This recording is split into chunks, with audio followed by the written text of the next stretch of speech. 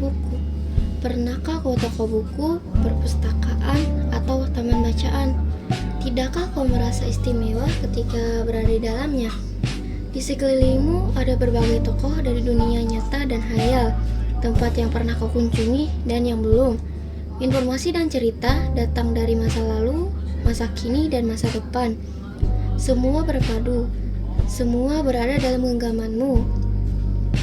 Saat berada di antara buku, tidakkah kau merasa menjadi raja dan ratu?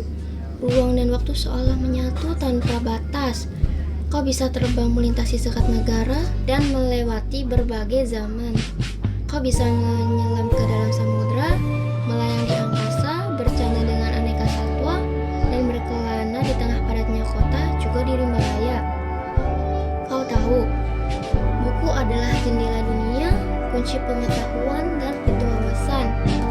Muhammad Hatta, sang proklamator, berkata, "Aku rela di penjara asalkan bersama buku, karena dengan buku aku bebas."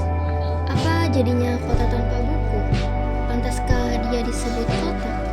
Di kota itu mungkin kabar datang dari sumber lain, dari koran, televisi, atau internet. Mungkin informasi dan cerita datang dari cerita nenek moyang bagi dongeng-dongeng sebelum tidur. Di kota itu mungkin ada bangunan bernama perpustakaan. Di dalamnya buku-buku berderet dalam rak yang tak terjamah. Tiada tangan meraih dan membuka halaman demi halaman dengan sukacita.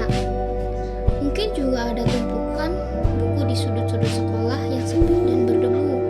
Jarang dikunjungi, jarang dibaca.